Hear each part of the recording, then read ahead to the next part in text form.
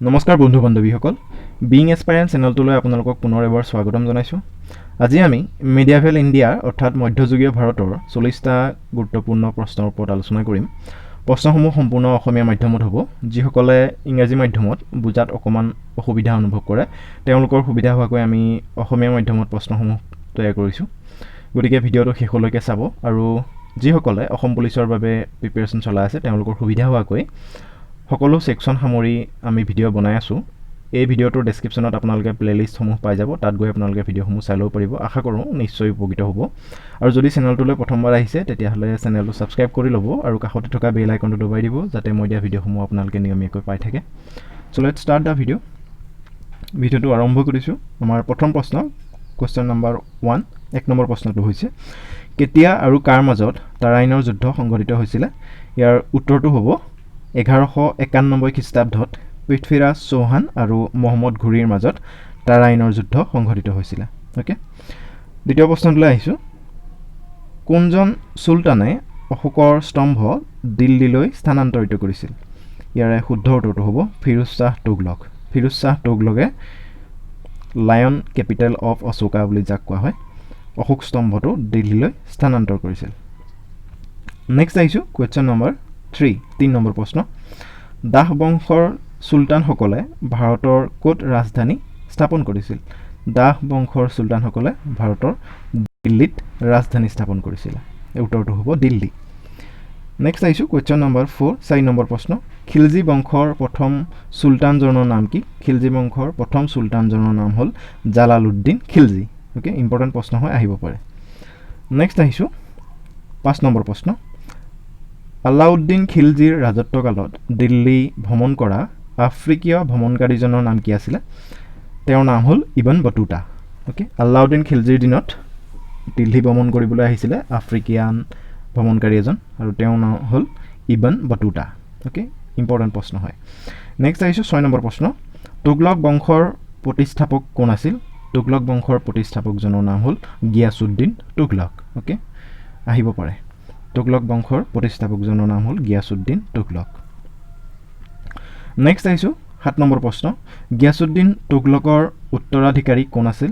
গিয়াছুদ্দিন তুগলকৰ উত্তৰাধিকাৰী আছিল মহম্মদ বিন তুগলক। শুদ্ধ উত্তৰটো হ'ব মহম্মদ বিন তুগলক। নেক্সট আহিছোঁ 8 নম্বৰ প্ৰশ্ন। দিল্লীৰ প্ৰথমজন আফগান চুলতান বুলি কাক কোৱা হয়? দিল্লীৰ প্ৰথমজন আফগান চুলতান বুলি কোৱা হয় বাহলুল লোদিক। অ'কে, বাহলুল লোদিক কোৱা হয় দিল্লীৰ প্ৰথমজন আফগান চুলতান। নেক্সট আহিছোঁ 9 নম্বৰ প্ৰশ্ন। আগ্ৰাৰ ওচৰৰ কোনখন ঠাই চিকান্দাৰ লোদীৰ নামেৰে নামাকৰণ কৰা হৈছে? ইয়াৰ উত্তৰটো হ'ব চিকান্দাৰাবাদ। চিকান্দাৰাবাদৰ আগ্ৰাৰ ওচৰৰ এখন ঠাই হয়, সেই ঠাইখন চিকান্দাৰ লোদীৰ নামেৰে নামাকৰণ কৰা হৈছে। অ'কে, ইয়াৰ নামটো দিয়া হৈছে চিকান্দাৰাবাদ। দ্বিতীয় প্ৰশ্নটো আহিছোঁ, নেক্সট প্ৰশ্নটো 10 নম্বৰ প্ৰশ্ন। ব্ৰিটিছ ইষ্ট ইণ্ডিয়া কোম্পানীয়ে তেওঁলোকৰ প্ৰথম বাণিজ্যিক কেন্দ্ৰ ক'ত স্থাপন কৰিছিলে? ইয়াতো ইম্পৰ্টেণ্ট প্ৰশ্ন হয়, প্ৰায় আহি থাকে, য'তে ত'তে এক্সামত সুধিয়ে থাকে। তেওঁলোকে প্ৰথম যি বাণিজ্যিক কেন্দ্ৰ তেওঁলোকৰ স্থাপন কৰিছিলে সেইটো হ'ল চুৰাট।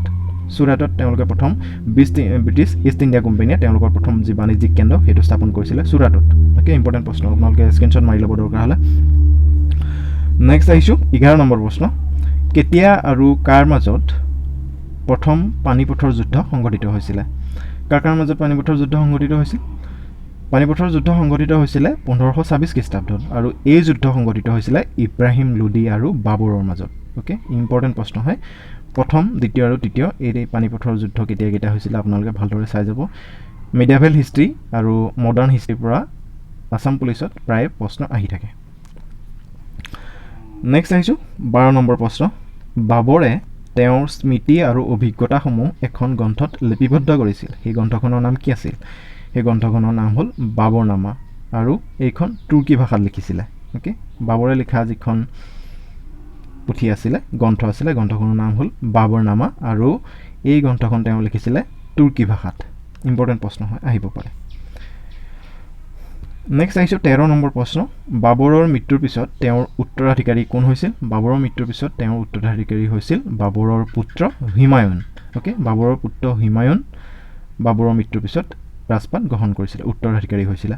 অ'কে, নেক্সট আহিছোঁ 14 নম্বৰ প্ৰশ্ন পানীপথৰ দ্বিতীয় যুদ্ধ কেতিয়া হৈছিল আৰু এই যুদ্ধ কাৰ কাৰ মাজত হৈছিল পানীপথৰ দ্বিতীয় যুদ্ধ হৈছিলে 1556 খ্ৰীষ্টাব্দত ওকে 1556 খ্ৰীষ্টাব্দত পানীপথৰ দ্বিতীয় যুদ্ধ হৈছিলে আৰু এই যুদ্ধ হৈছিলে হিমু আৰু বৈৰাম খাৰ মাজত ওকে ইম্পৰ্টেণ্ট প্ৰশ্ন হয় পানীপথৰ প্ৰথম যুদ্ধ কেতিয়া হৈছিল কাৰ মাজত হৈছিলে আৰু দ্বিতীয় যুদ্ধ কেতিয়া হৈছিল আৰু কাৰ মাজত হৈছিল আপোনালোকে মনত ৰখাই যাব নেক্সট আহিছোঁ 15 নম্বৰ প্ৰশ্ন নিজৰ জীয়েকক আকবৰলৈ বিয়া দিয়া ৰাজপুত ৰজাজনৰ নাম কি আছিল ইয়াৰ উত্তৰটো হ'ব অম্বৰৰ ৰজা বিহাৰীমল কোনে বিয়া দিছিলে বিহাৰীমলে তেওঁৰ জীয়েকক আকবৰলৈ বিয়া দিছিলে আৰু তেওঁ এজন ৰাজপুত ৰজা আছিলে অম্বৰৰ ৰজা বিহাৰীমল ওকে 16 নম্বৰ প্ৰশ্নটো আকবৰে প্ৰৱৰ্তন কৰা ধৰ্মীয় শাখাটোৰ নাম কি আকবৰে প্ৰৱৰ্তন কৰা ধৰ্মীয় শাখাটোৰ নাম হ'ল দিন-ই-ইলাহী ওকে দিন-ই-ইলাহী ইম্পৰ্টেণ্ট প্ৰশ্ন হয় আহিব পাৰে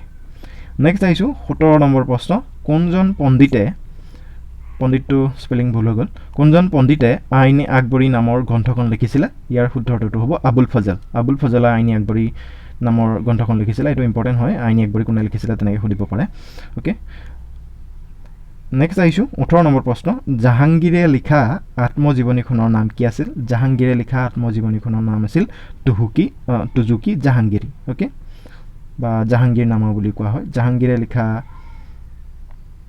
যিখন আত্মজীৱনী সেইখনৰ নাম হ'ল তুজুকি জাহাংগীৰী নেক্সট আহিছোঁ 19 নম্বৰ প্ৰশ্ন সম্ৰাট শ্বাহজাহানে কোনখন নগৰ নিৰ্মাণ কৰিছিল শ্বাহজাহানে নিৰ্মাণ কৰা নগৰখনৰ নাম হ'ল শ্বাহজাহান ওকে নেক্সট আহিছোঁ 20 নম্বৰ প্ৰশ্ন কোন খ্ৰীষ্টাব্দত শ্বাহজাহানে আগ্ৰাৰ পৰা দিল্লীলৈ ৰাজধানী স্থানান্তৰিত কৰিছিল এইটো গুৰুত্বপূৰ্ণ প্ৰশ্ন শ্বাহজাহানে আগ্ৰাৰ পৰা দিল্লীলৈ ৰাজধানী কেতিয়া স্থানান্তৰিত কৰিছিলে 1638 খ্ৰীষ্টাব্দত ওকে শুদ্ধ উত্তৰটো হ'ব 1638 খ্ৰীষ্টাব্দত স্থানান্তৰিত কৰিছিলে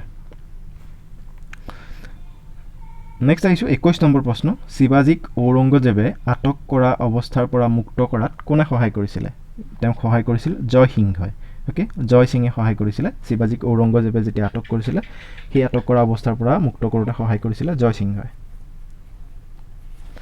নেক্সট আহিছোঁ 22 নম্বৰ প্ৰশ্ন ভাস্কো দা গামাই কেতিয়া ভাৰতমুখী সমুদ্ৰ পথ আৱিষ্কাৰ কৰিছিলে okay sea road to India এনেকৈ আছে ইংৰাজীত আহিব পাৰে ভাস্কো দা গামাই কেতিয়া আৱিষ্কাৰ কৰিছিল সেইটো আৱিষ্কাৰ কৰিছিলে 1498 খ্ৰীষ্টাব্দত ওকে ইম্পৰ্টেণ্ট প্ৰশ্ন হয় ভাস্কো দা গামাই ভাৰতমুখী যি সমুদ্ৰ পথ আছিল সেইটো আৱিষ্কাৰ কৰিছিলে 1498 খ্ৰীষ্টাব্দত নেক্সট আহিছোঁ 23 নম্বৰ প্ৰশ্ন কোনজন মোগল সম্ৰাটৰ ৰাজত্বকালক মোগল বংশৰ সোণালী যুগ হিচাপে আখ্যা দিয়া হয় ইয়াৰে শুদ্ধ উত্তৰটো হ'ব শ্বাহজাহানৰ ৰাজত্বকালক মোগল বংশৰ সোণালী যুগ গোল্ডেন এৰা হিচাপে আখ্যা দিয়া হয় ওকে নেক্সট আহিছোঁ 24 নম্বৰ প্ৰশ্ন কোনজন মধ্যযুগীয় ভাৰতীয় লিখকে তেওঁৰ লিখনিত আমেৰিকা আৱিষ্কাৰৰ বিষয়ে উল্লেখ কৰিছিল আৰু ইয়াৰ শুদ্ধ উত্তৰটো হ'ব আবুল ফজলে তেওঁৰ লিখনিত আমেৰিকা আৱিষ্কাৰৰ বিষয়ে উল্লেখ কৰিছিলে ওকে মধ্যযুগীয় ভাৰতীয় লিখক হয় আবুল ফজল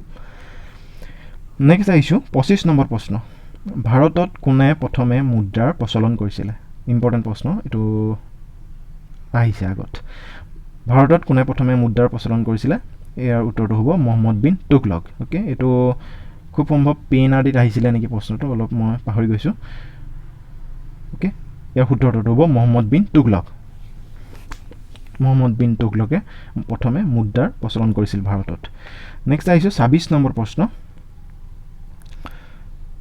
ময়ূৰ সিংহাসনত বহা অন্তিমজন মোগল সম্ৰাটৰ নাম কি ময়ূৰ সিংহাসনত বহা অন্তিমজন মোগল সম্ৰাটৰ নাম হ'ল মহম্মদ শ্বাহ ওকে মহম্মদ শ্বাহ উত্তৰটো হ'ব মহম্মদ শ্বাহ নেক্সট আহিছোঁ 27 নম্বৰ প্ৰশ্ন বাবৰে প্ৰথমবাৰ ভাৰত আক্ৰমণ কৰাৰ সময়ত দিল্লীৰ চুলতান কোন আছিল বাবৰে যেতিয়া প্ৰথমবাৰ দিল্লী আক্ৰমণ কৰিছিল তেতিয়া দিল্লীৰ চুলতান আছিল ইব্ৰাহিম লোডি ওকে ইম্পৰ্টেণ্ট প্ৰশ্ন 28 নম্বৰ প্ৰশ্নটোলৈ আহিছোঁ ভাৰতবৰ্ষত দাস বংশ কোনে প্ৰতিষ্ঠা কৰিছিল ওকে স্লেভ ডাইনেষ্টি কোনে এষ্টাব্লিছ কৰিছিলে ফাউণ্ডাৰ কোন আছিলে ইয়াত উত্তৰটো হ'ব কুতুবুদ্দিন আইবাক ওকে ভাৰতবৰ্ষত দাস বংশ প্ৰতিষ্ঠা কৰিছিলে কুতুবুদ্দিন আইবাকে আহিব পাৰে নেক্সট আহিছোঁ 29 নম্বৰ প্ৰশ্ন মহম্মদ গজনীৰ ৰাজসভাত থকা বিখ্যাত পণ্ডিতজনৰ নাম কি আছিল মোহাম্মদ গজনী ৰাজসভাত থকা বিখ্যাত পণ্ডিতজনৰ নাম আছিল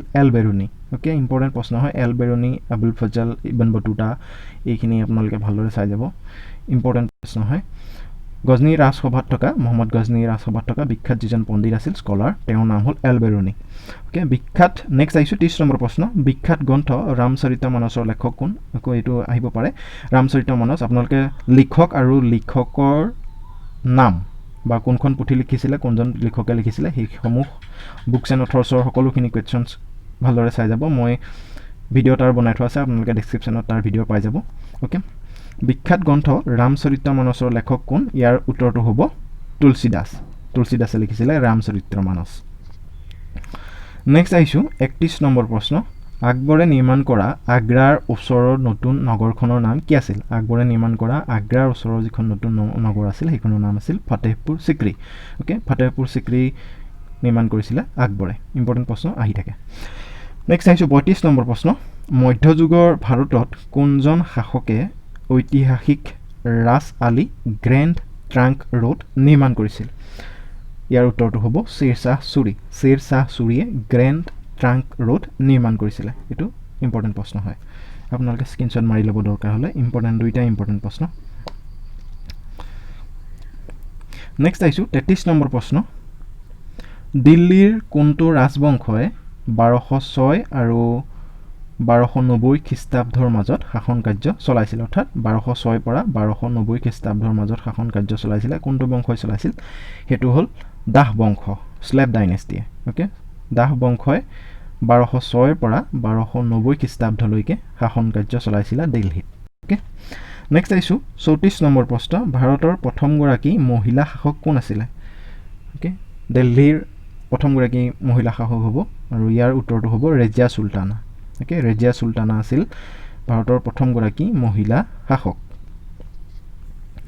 নেক্সট আহিছোঁ 35 নম্বৰ প্ৰশ্ন কোনগৰাকী মোগল সম্ৰাটে তাজমহল সাজিছিল তাজমহল কোনে নিৰ্মাণ কৰিছিল তাজমহল নিৰ্মাণ কৰিছিল শ্বাহজাহানে ওকে ইম্পৰ্টেণ্ট প্ৰশ্ন হয় আপোনালোকে জানেই হয়তো নেক্সট আহিছোঁ 36 নম্বৰ প্ৰশ্ন কাৰ শাসনকালত তুলসীদাসে ৰামচৰিতমানস ৰচনা কৰিছিল কাৰ ৰাজত্বৰ কালত শাসনকালত তুলসীদাসে ৰামচৰিতমানসখন লিখিছিলে ইয়াৰ উত্তৰটো হ'ব আকবৰৰ শাসনকালত তুলসীদাসে ৰামচৰিতমানস লিখিছিলে ওকে নেক্সট আহিছোঁ 37 নম্বৰ প্ৰশ্ন মোগল সাম্ৰাজ্যৰ অন্তিমজন শাসকৰ নাম কি আছিল মোগল সাম্ৰাজ্যৰ অন্তিমজন শাসকৰ নাম আছিল বাহাদুৰ শ্বাহ জাফৰ ওকে বাহাদুৰ শ্বাহ জাফৰ হ'ল মোগল সাম্ৰাজ্যৰ একেবাৰে শেষৰজন শাসক ওকে নেক্সট আহিছোঁ 38 নম্বৰ প্ৰশ্ন কোনজন সম্ৰাটে ভাৰতত মোগল সাম্ৰাজ্যৰ ভেটি স্থাপন কৰিছিল কোনজন সম্ৰাটে ভাৰতত মোগল সাম্ৰাজ্যৰ ভেটি স্থাপন কৰিছিল তেওঁ হ'ল বাবৰে স্থাপন কৰিছিলে ইম্পৰ্টেণ্ট প্ৰশ্ন হয়